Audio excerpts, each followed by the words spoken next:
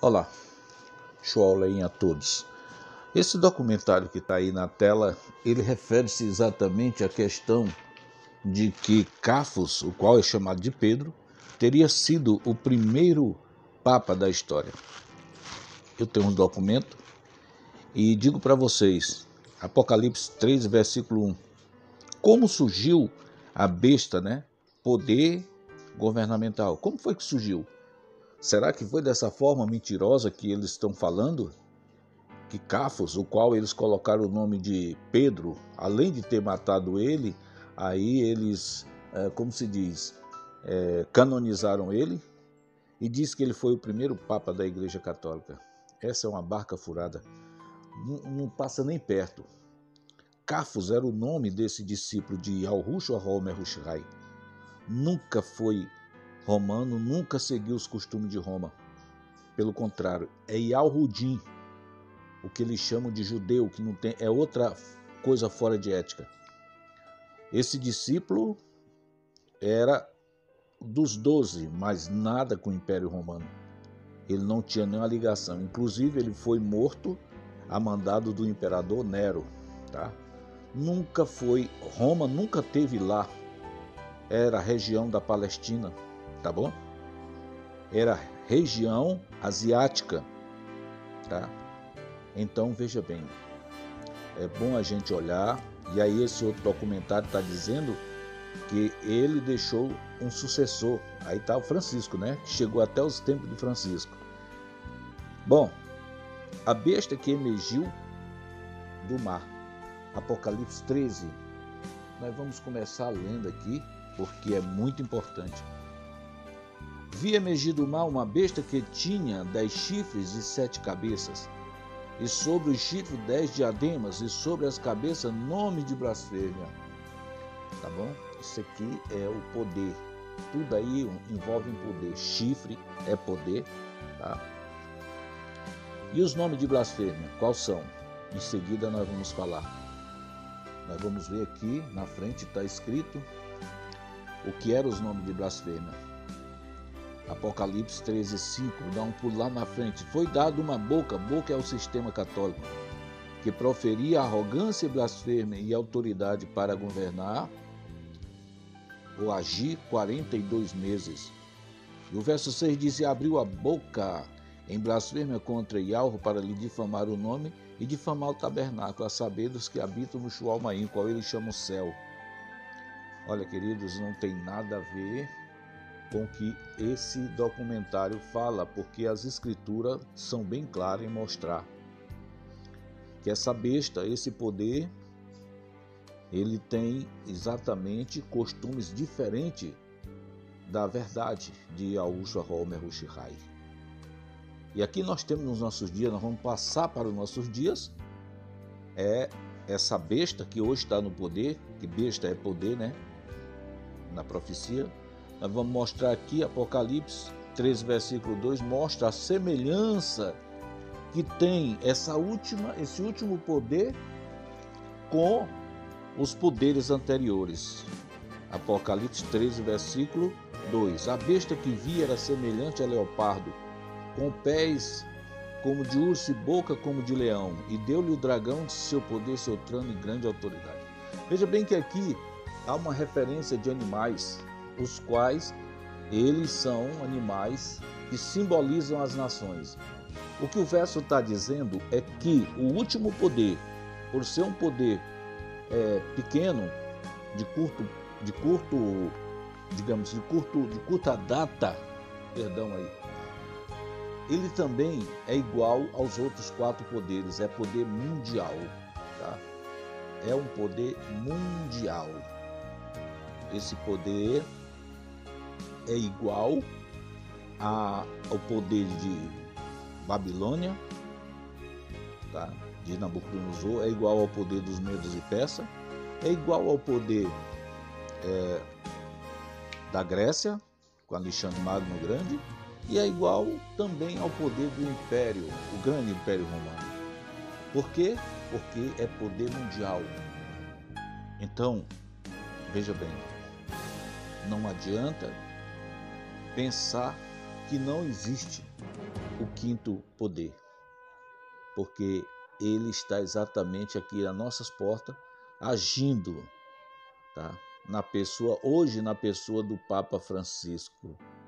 Nós temos ele aqui, olha aí, na tela, de forma que ele está com seu temperamento especial, está dando um castigo na mão de uma súdita dele que tentou fazer um carinho nele, tentou mostrar sua idolatria, e ele não gostou não. Deu umas tapas na mão dela. Para com isso, senão eu te bato. Ele é muito temperamental. Queridos, essa besta é a besta que emergiu da água. Água em profecia, povo, nações e língua. É o segmento que está dando essa besta. Então veja bem, nós já lemos aqui e vamos dar continuação. Eu vou ler aqui o verso exatamente 5, 6, 7. Minha Bíblia está tão desbagaçadinha.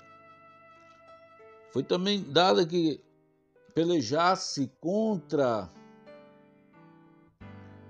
Aqui diz santo, né?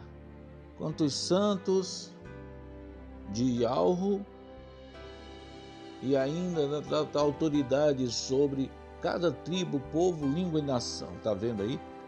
Foi permitido a ele. O 8 diz: e adorá-lo-ão todos que habitam sobre a terra, aqueles cujo nome não foram escritos no livro da vida do Cordeiro, que foi morto desde a fundação do mundo. Veja bem, nós vamos passar agora para falar da ferida mortal. Se alguém tem ouvido, ouça. Se alguém levar para cativeiro vai. Se alguém matar a espada, necessário é que seja morto a espada. Aqui está a perseverança e a fidelidade dos que honram ao Criador. A ferida mortal aconteceu através do Papa Pio VI. Essa história é uma história complicada, tá? E ela aconteceu no que período? Bom, eu posso dizer para vocês aqui em poucas palavras que em 1717, 1717, né, que foi o período desse Papa chamado Pio VI. Esse Papa, ele é o Papa da ferida mortal.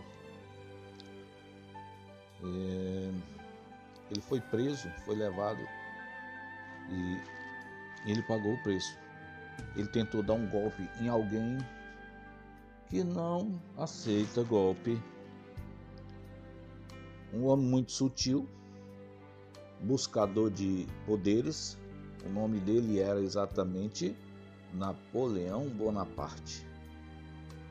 Então esse Papa bem aqui, ele, segundo a história, diz que ele não estava envolvido na morte de um general que era amicíssimo de Napoleão.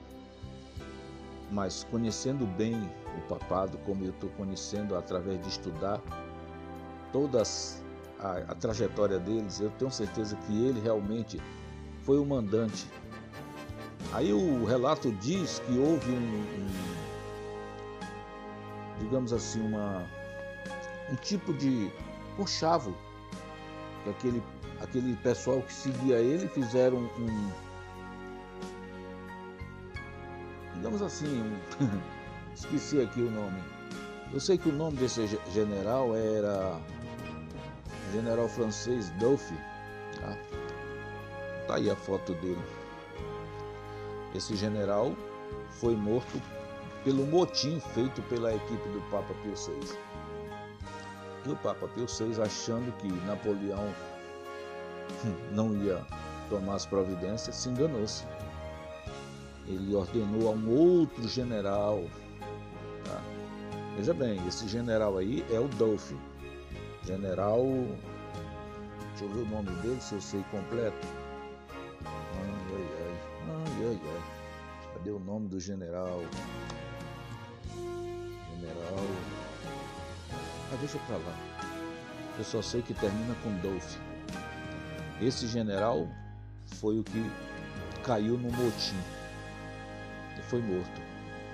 E isso foi ruim para o Papa Pio VI, porque Napoleão tomou as dores. Ordenou a um outro general, o qual tem o nome de General Berthier, e esse por sua vez foi até a Itália. E olha lá, vamos ver aí a figura do homem, tá? Não, esse é Napoleão, foi o que mandou. Napoleão Bonaparte era o imperador da época, foi ele que mandou o seu general Berthier ir até a Itália e prender o Papa Pio VI, e de lá extraditou ele para Valência, na França. E não demorou muito não, ele foi decapitado. Essa chama-se a ferida mortal que está no Apocalipse, tá? Apocalipse capítulo 13, versículo 3, se não me engano. Então, essa ferida mortal, ela durou 130 anos, onde o papado ficou em silêncio, tá? Agora sim, agora é o general Berthier, tá? Ele é o executor, foi ele o autor de torar o pescoço do Papa Pio VI. Então, o papado ficou quieto por 130 anos, tá? 130 anos o papado ficou quieto. Então, muita gente não sabe disso. E essa é uma história que está na profecia, tá? Ela não pode ser distorcida.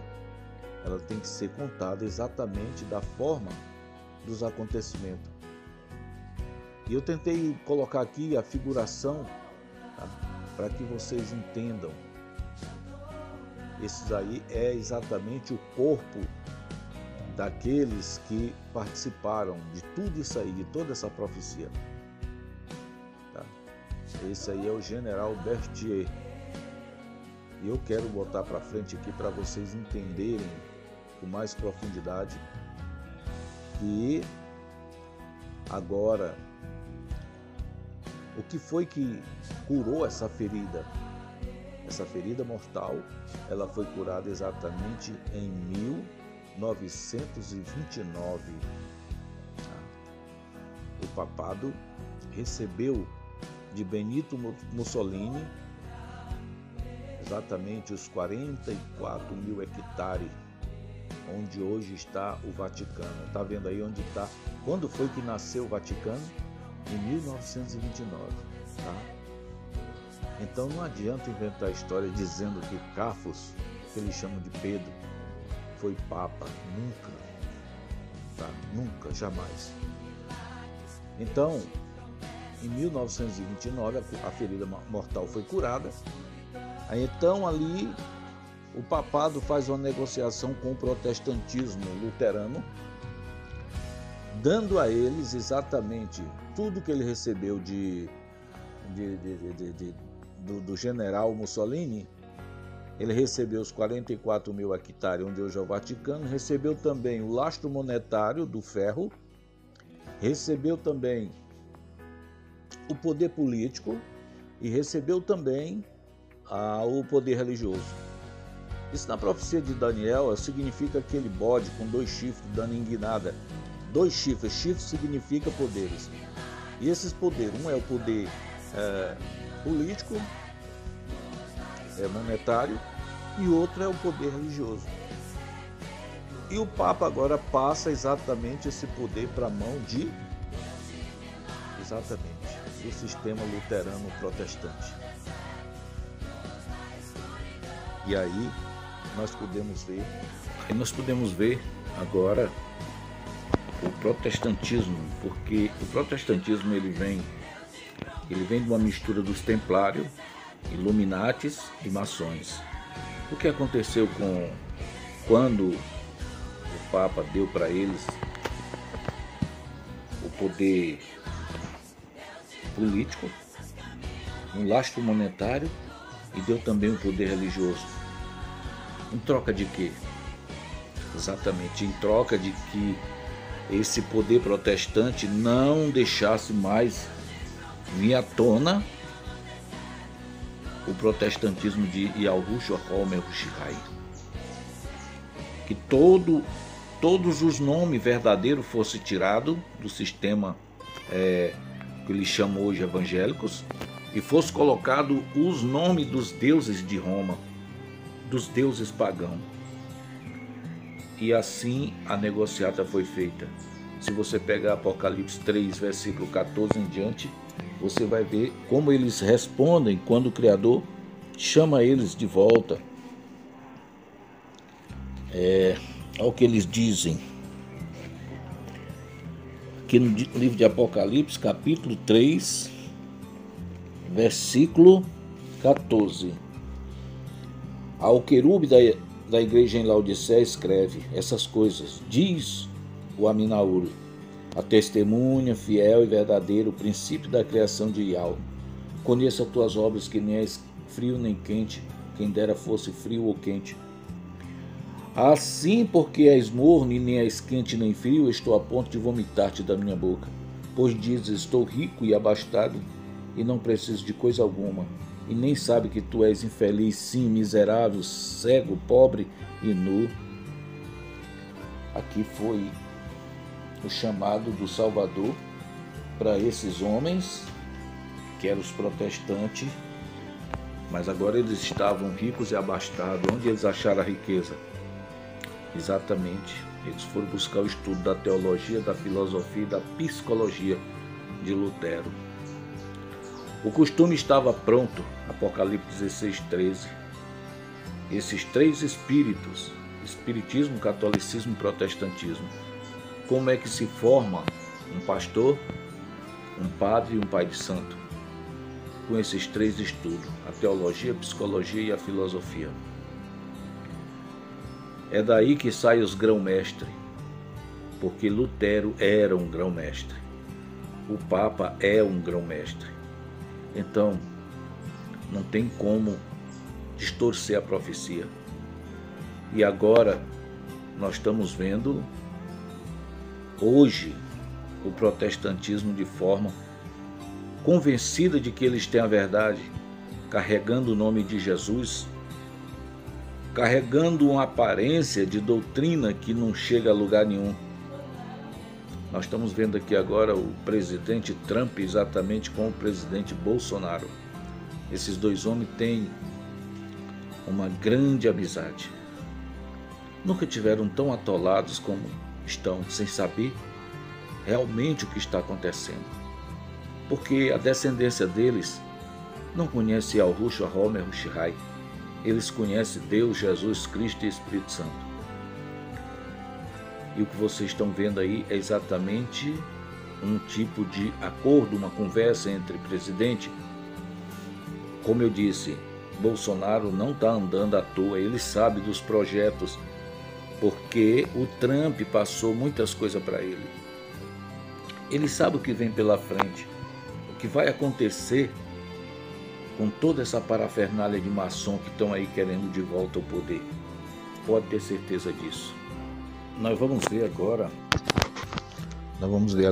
o presidente Trump e a sua linda esposa.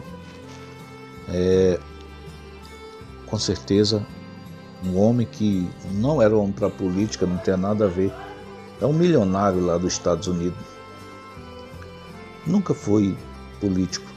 É tão tal que de certa forma, desprevenido do sistema político. Deve ser um bom pai de família. Nós temos aqui ainda a imagem dele lá no Senado, né? Esse homem é odiado também da mídia, porque a mídia ela é maçônica. E o tratado que ele fez com o Papa foi exatamente de faquear o protestantismo pelas costas. Tem muita coisa para falar. E nós vamos falar na continuação. ele perdeu essa política agora. Muita gente pensa que ele perdeu. Ele não perdeu. Simplesmente ele aqui olhando para o BD, simplesmente ele está dizendo para ele: eu volto, me aguarde, só mais um pouco. Quando eu voltar você não vai gostar. Porque não se pode dizer que uma pessoa está roubando se ele não for pego com o fruto do roubo na mão. E o Trump sabe disso. Então o BD está ferrado com ele. Toda essa política velha eles vão derrubar. Tá? Quem que vai derrubar? Exatamente, a maior parte já caiu. O Papa e o Trump. Eles já derrubaram, já tiraram o sistema SWIFT dos maçons, já tiraram muitas coisas. E nós vamos tocar para frente com esse assunto porque é um assunto muito especial. Até o próximo vídeo.